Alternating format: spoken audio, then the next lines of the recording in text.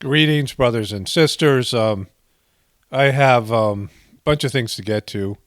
Saturday Night Live sketch that's just atrocious, and I'll talk about that in a moment. And a comment to go with it, right? It's like a bonus comment that applies to Saturday Night Live. And then Corey Feldman revisited a joke that I want to, that I missed the opportunity to say. A hilarious sighting and a JoJo Magoo meme. So these things are all coming in a moment. So there was a Saturday Night Live sketch that was absolutely atrocious. And one of my viewers pointed it out and gave me a link, which I'm grateful for.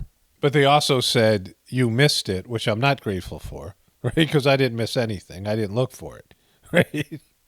Oftentimes people are, they just don't know they're being rude, or they don't think about how they express themselves. And I'm a naturally rude person, insensitive. I have a sensitive heart. I feel it when I hurt somebody's feelings. But it took me a while to be more careful in how I speak, right? And think things through. I said some things about nicknames, and I'm not, my feelings aren't hurt. Like, I don't care. It's just that, but it's just, the way people express themselves without thinking, right? I often get comments, oh, Paul, you missed it. I didn't miss anything, right? It implies that I'm not doing my job. It's being, it's a form of criticism. I haven't banned people for it for the most part, but maybe I should because, and they would never know because they're unconscious of it, right? So the reason I didn't miss this thing on Saturday Night Live is because I didn't look for it. Pretty much every episode of Saturday Night Live has a pervy pedo type of a sketch. And if I looked for it, I could find it. But that would mean I have to watch Saturday Night Live that sucks, right? I'm not, saying that to be cool. I mean, for me, Saturday Night Live sucks, and it sucks retroactively. Like, there have been some legitimate funny people and funny sketches on Saturday Night Live over the years, right? The cowbell sketch. I mean, there's a lot of things Eddie Murphy did that were funny, right?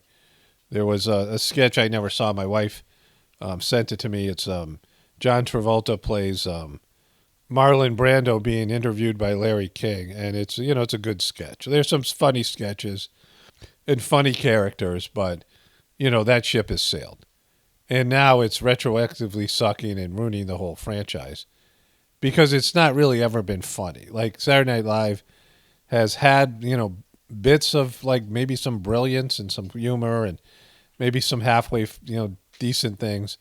But now it's just, there's nothing there. There's nothing that's humorous. It's like they're trying to, it's like they're being the antichrist of comedy or something, right? I mean, it's just, I can't even describe it. There's no way to describe, it's like they're anti-laughter. And so when I have to comb through sketches looking for something that's, pervy, I mean, whatever it is, I mean, I have to have, like, nothing else to cover, right? Because I don't want to sit through Saturday Night Live. But this person did, and people expect me to sit through all these things. It's great when other people send me stuff. Like, one of my Facebook friends sent me the Hilaria. It's people who are watching different celebrities, and then they send me stuff. And, Britney people more than anything else. And that means I don't have to check in on the celebrities or whatever it is. I mean, it's, it saves me a lot of time and aggravation, right? But this person watched this sketch, and, well, let's get it started here. So this is called The Throne Room. It's the Kingdom of Jeddah, 2000 BC. And it starts off like this. And we're in charge of Mazarth and the God King's weekly debauch party here in the throne room. They're going to have a debauched party. This party, orgy, whatever you want to call it. This party or orgy, whatever you want to call it. So this person wrote a comment saying that it's really bad. It's about an orgy, right? An orgy. And I'm like, all right, well, I've seen bad before on Saturday Night Live. But this is by far the worst one. I mean, The Rock doing the molesting robot, right? I mean, there's been some horrible sketches about pervy pedo stuff on Saturday Night Live, and this is by far the worst one. And it's so, degraded. So it starts going on around the room, and these various people say how they're going to add degradation to the party, right? And I'm not going to cover all of them. It's not funny, and it's just I'm going to cover the worst ones, right? But it's Saturday Night Live not being funny, failing at comedy, and being completely pervy. So Lizzo is the guest host, and then they get to her turn. Now, do I have my sensuous woman and her tender boy?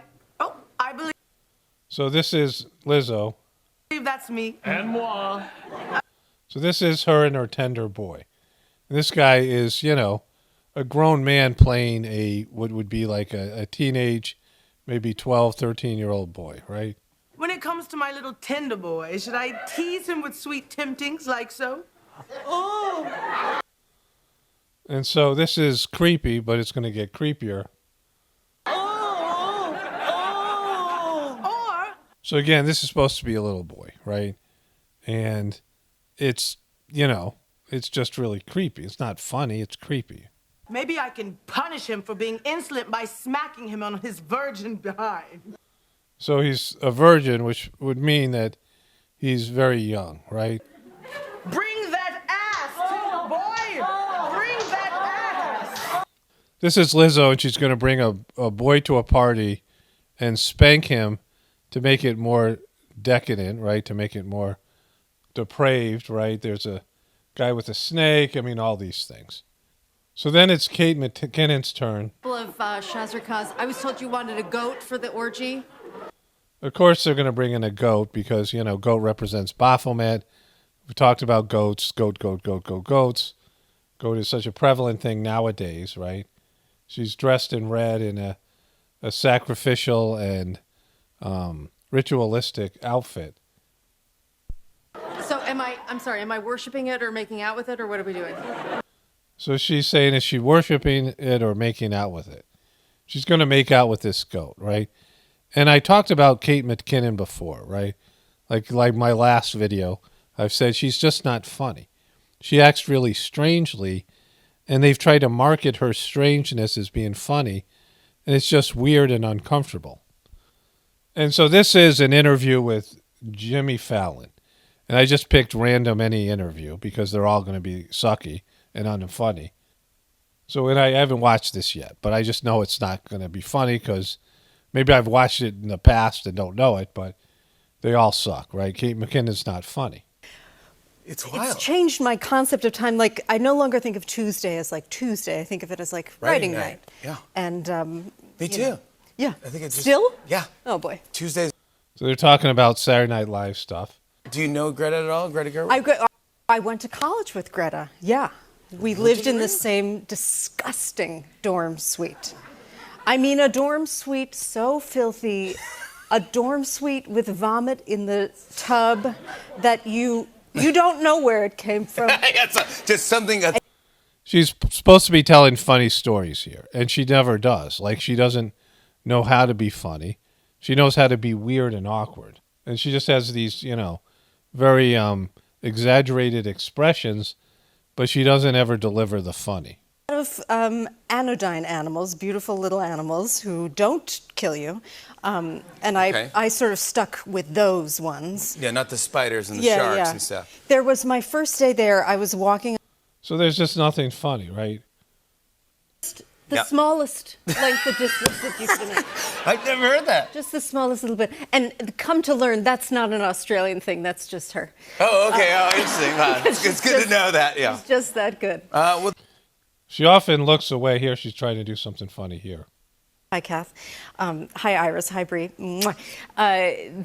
She said she needed to scoot the wig down just a little bit. So she said, okay, we're just going to move it a bee's dick.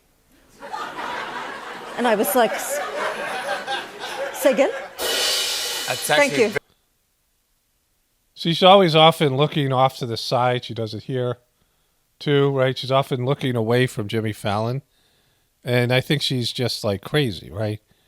And so she's not funny. And as we get to the depraved part, the most depraved parts of this sketch in a second, I want to read a comment from a Saturday Night Live fan who graciously left the comment so I could put it in this video. I can see you don't think it's funny. Judging by the fact you can't spell embarrassing, I'm going to assume you're a Trump supporter who got hurt feelings. P.S. The actress who plays the incredible Dr. Fauci is an amazing talent, and her joke about COVID cases was pretty funny. So this worked out great because Kate McKinnon's about to make out with a goat in the same show that I just covered, that this commenter, this person who thinks Dr. Fauci is incredible and Kate McKinnon is a comic genius and thinks I'm a Trump supporter because I misspelled embarrassed or whatever. It's because I'm lazy and dyslexic, right? Certainly not a Trump supporter, as you guys know. And so this non-insightful person says my feelings got hurt, that I can't see this brilliant humor with Fauci, her doing Fauci on Saturday Night Live, which just sucks, right? Comedy's subjective, but things that are funny, it has an emotional condition to it, right? There's an emotional aspect to comedy where, it's like a feeling that you have inside of you. It's a humorous feeling. And Saturday Night Live sucks that feeling away from you. It's like the, antidote to comedy. It's like I said, the Antichrist to comedy. And Kate McKinnon isn't funny. She's weird, and they just put a laugh track behind her and try to make her funny. Her weirdness be funny, and it's not. And so, this person, she's entitled to her opinion, but it's not really funny. Come on. It's become such a political, hit piece, hack job, and, degraded. And so, let's see how let's see how funny she is when she's making out with a goat. Okay. Hey, loving this. So here they are doing all their decadent, demonic stuff here. Great feather work. Great writhing and action go. Blessed be the horned wonder. So she is, like I said before, wearing a red dress. There she has a treat in her mouth. The poor goat's going to have to retrieve it from her ghoul hole here, right? And she's, forcing the goat to make contact with her lips for a really unfunny comedy bit, right? Really sick and twisted. So she makes the goat basically kiss her. She's licking the goat, right? She's like French kissing the goat. The goat just wants its treat. She's got her ghoul hole on the goat. She just licked the goat, right? Poor goat, right? Just wants its treat. She keeps on licking it, right? Then she opens her mouth. She's got her ghoul hole open, her tongue swagging around. Like the poor goat. And just, not funny, gross, twisted, demonic, bestiality. It just sucks. So this is your comic genius commenter. This is this brilliant comic mind, right? This weird ass F. But this is the next part, the ending of it, is what it makes really demonic and twisted and, takes it over the top, as the worst, most depraved pedo Saturday Night Live sketch ever. Behold, Mazrathan, the God King, walks among you. So this orgy, this party, this demonic pedo party is for a 7-year-old boy, Mazra, the God King, right? And it's just so creepy, right? Come on out, bud. Yeah. There's not much more to say here. They do this constantly at Saturday Night Live. It's atrocious, right? This is for a little boy. All the stuff, all the demonic pedo stuff they're doing is for this little kid who's watching it all. And, it's not funny. Shouldn't be ever even thought, never mind made into something and showed in public, right? So I've talked about this before. I love comedy. I love to laugh. And I like stand-up comedy, sketch comedy, comedies, right? Whatever it might be. But there is a downside to it. And that is that comedy has long been used to degrade morality.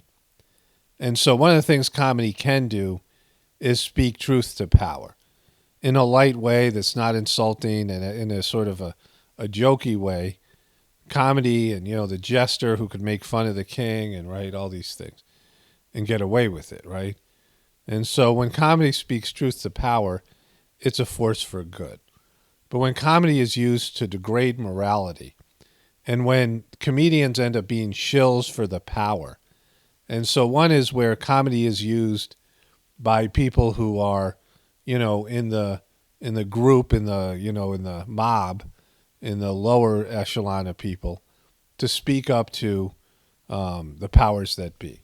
But then when comedians sell out and they shill for the powers that be and are used to bring down humanity, right? And you see this now. All these comedians are with the power group. They're with the left-leaning Hollywood, controlled Democratic liberal power group that's running everything, right? Running social media, running the mainstream media, in charge politically, and backed by what I call the controllers. And so they never speak truth to power. They have this wonderful, comic material in Jojo Magoo and his crackhead son and him having dementia, but they're still obsessed with Trump. And the other piece to this is degrading people, bringing them down to a lower level. And the way they do this is that they take things that are taboo, right? In this case, this orgy, and they're bringing a kid in, and it's pervy, and it's pedo-y, right? And so if this was done without Saturday Night Live, it would be, way worse, right? Without, it being a joke, because they have it's a joke defense, right? And so what comedians have done is they've taken subjects that shouldn't be talked about, gross things. I mean, there's comedians, many comedians, vulgar things that have made it commonplace to talk about and laugh at things that are really, immoral and degraded and decadent. I mean, they're just all the bad things, right? And so by laughing at something, you take the edge off. And you had simple people, tribal people, people from, religious and spiritual backgrounds and, these indigenous people and things where human beings could go wrong. And there's religious people who are too constrictive. There are people who are just too tight-assed, right? And so comedy can be used to loosen them up. But what's happened now is they've taken things that are just out and out wrong and immoral, and they laugh about it, and now they take the edge away from it, and it becomes something you laugh at. And it's okay to say pedo jokes. And Saturday Night Live loves to do pervy pedo jokes that aren't funny, and they bring down the morality of the country, right?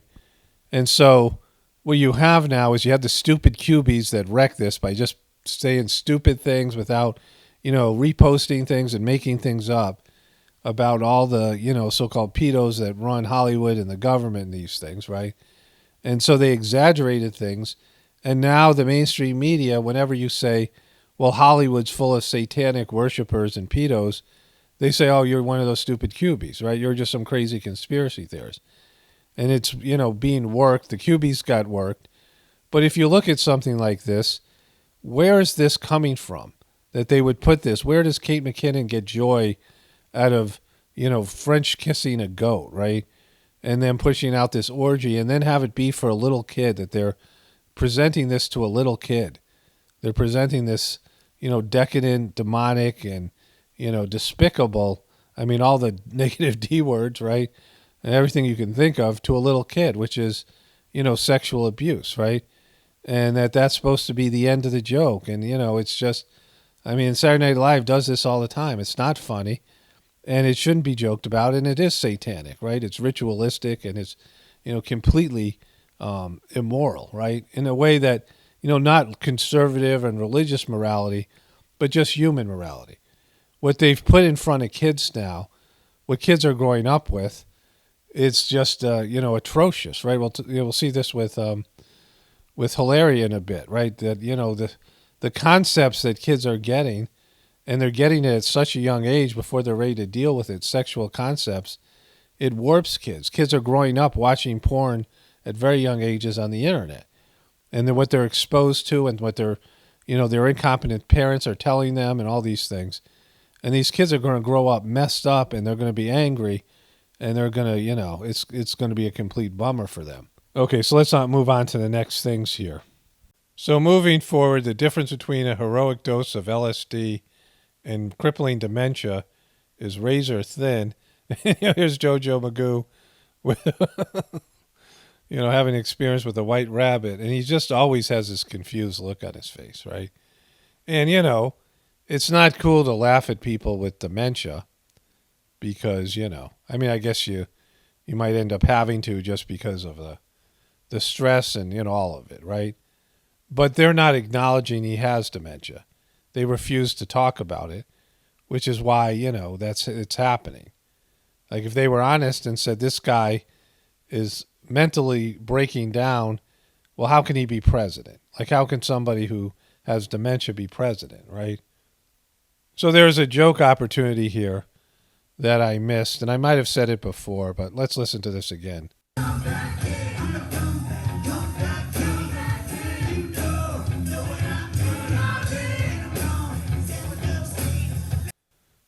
There he goes, taking off his jacket.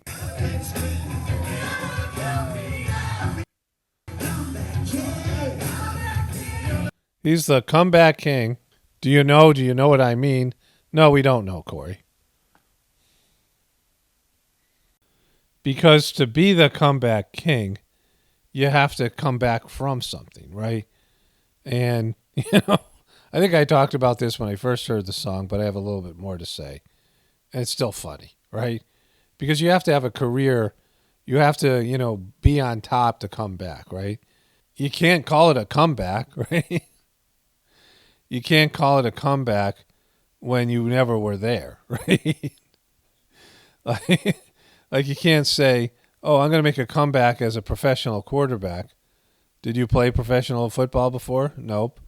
Did you play college football before? Nope. High school? Nope. Can you even throw a pass?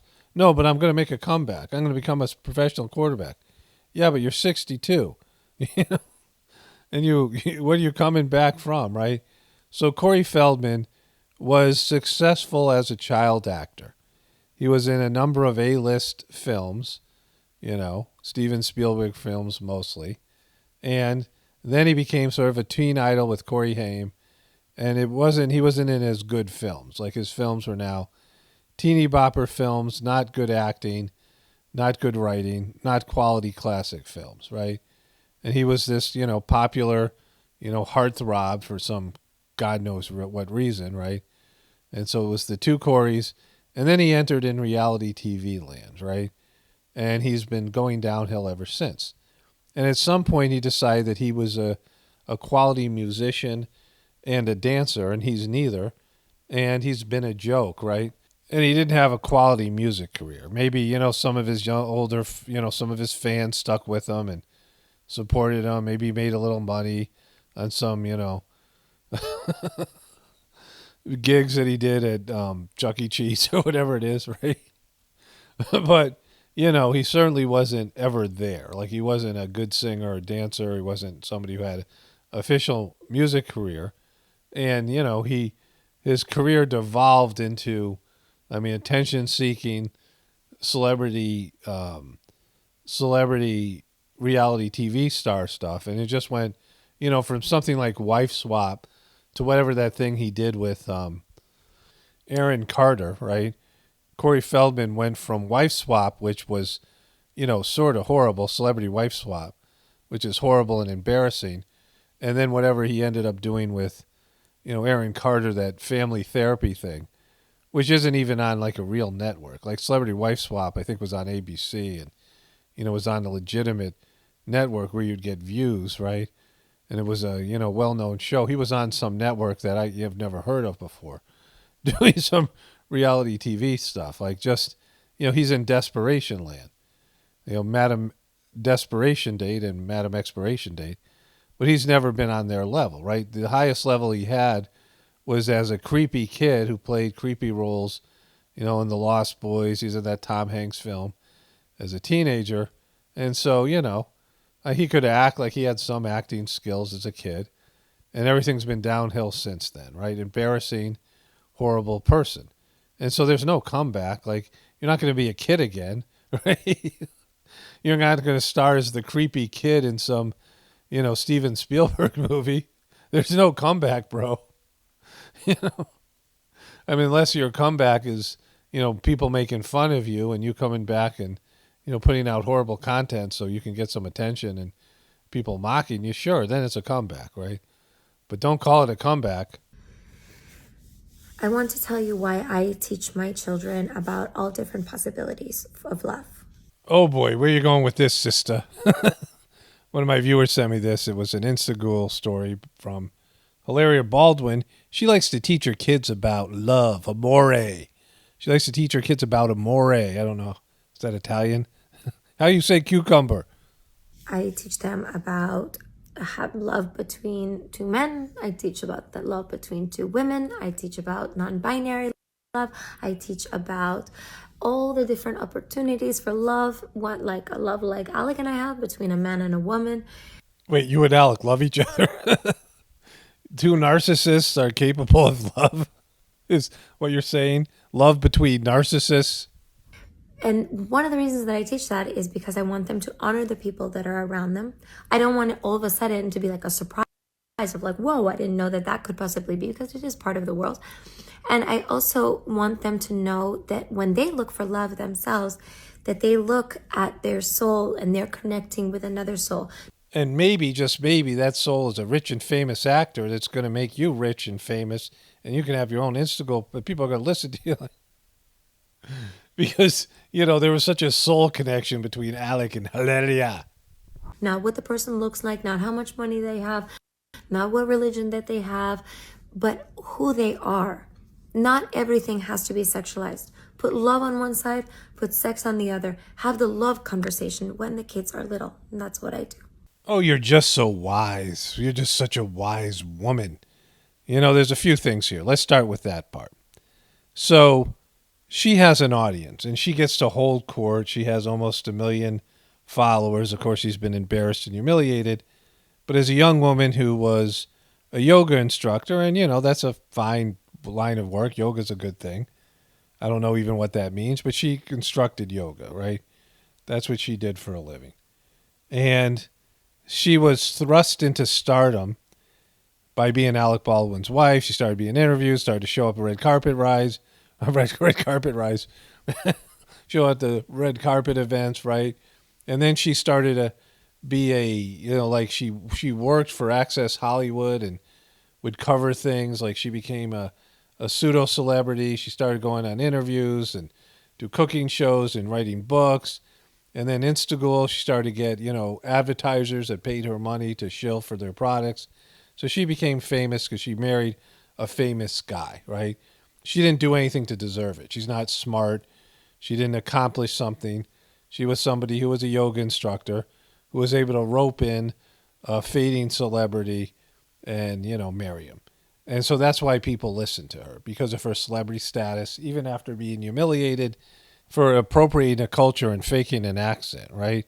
And so she's messed up. And I've seen this, you know, she's narcissistic, but also she's kind of crazy. And so she like claims to be the world's greatest parent, and she's always talking about like her greatness as a parent. And so just so you know, the kind of love she's talking about, she says it's not sexual love, but it is. Because the way she was talking about it was romantic love. And love, you know, beyond anything else, there's the love of God, right? There's the love of soul. But there's all these, you know, there's something like 40 different words for love in the Persian language. Like most cultures, most languages have multiple words for love. And, you know, love and sex gets often confused, right? And so she's talking about basically sexual love and sexual relationships with her 8-year-old, her 6-year-old, her 5-year-old, her 3-year-old, and her 2 1-year-olds, right? Because when she talks about talking to her kids, well, she's talking at least to the 5 and 6-year-old and probably the 8 and the 6-year-old and probably the 5-year-old and maybe the 3-year-old, right? Like they're all around her all the time. See, when I talk to my kids about amore, they're only 8 years old. The oldest one's only 8 years old. And, you know, kids are seeing things on the internet these days, but they're not really ready for any of that stuff, right? Certainly the 5 and 6 and 3-year-old aren't. And, you know, like they're not thinking about romantic love and these types of things. I mean, maybe they see some movies or whatever, but it is way before they're ready for such concepts. And she's complicating and muddying the waters. But the funny thing, the hilarious thing about Hilaria is that she, you know, has been completely humiliated and her husband just shot a dude. Just shot a biatch, right? What about goat love, Hilaria? What about goat love? So Hilaria got caught faking an accent. She never came clean, never owned up to it. And, like she is now, I mean, she's got whatever leftover fans that are standing by her. And then everyone else is, I mean, she's like a joke. She's a joke all around the Hollywood community. And for Alec, too, he's a joke. And he shot somebody. His career is basically over. And so, she's coming out here and pontificating on what a great parent she is and how progressive she is. But the reality of the thing is, like, she's disgraced, right? Like she's not, I mean, she's been, she's had her big internet moment, and there's no recovering from this, right? When faking an accent and just making up a persona, and everybody does it, right? Everybody puts on their own, Instagram brand, and everyone has their fake social media profiles where they pretend to be something they're not, right? They try to show their, the best version of their, their material selves. And, that's what's going on social media. But she took it to another level. She changed her name from Hillary Thomas to Hilaria, all this stuff, right? Hillary Hayward Thomas, very white parents, And I mean, she took it to another level and got caught, and then is still pretending like, nobody sees through it, right? And it's pretty, I mean, it's kind of sad, and it's really weird. And she's out there pontificating like she's the world's greatest mom. The world's just gotten so strange and weird, and they, I mean, part of it is the Hollywood culture, Hollywood social system being pushed on us all, and, especially children. And, we know what happens. Like, this has happened in past cultures around the world where things go to an immoral, ungodly. And I mean godly in the sense of, not a God of religion, but God is reality, what God is, right? And all of us, moderation and discipline and, following our hearts in a way that's effective. Because, following your heart is often misunderstood because your heart, can be deceived in the sense that there's spiritual grossness there. Like you have to have this is why the heartfulness system, where the heart is cleaned and purified, and this transmission is given as a, what you should be feeling in your heart in terms of like divine, the purity of divine love, right?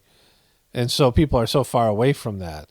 I mean, that's the need for like a purification process and a redivinization of the human race, because otherwise we're going off the effing cliff, right? Like Saturday Night Live is leading the way. Only spirituality will save this world. It's Paul Romano, definitely reporting for the Apocalypse and the Ascension. Everyone have a blessed day and be grateful.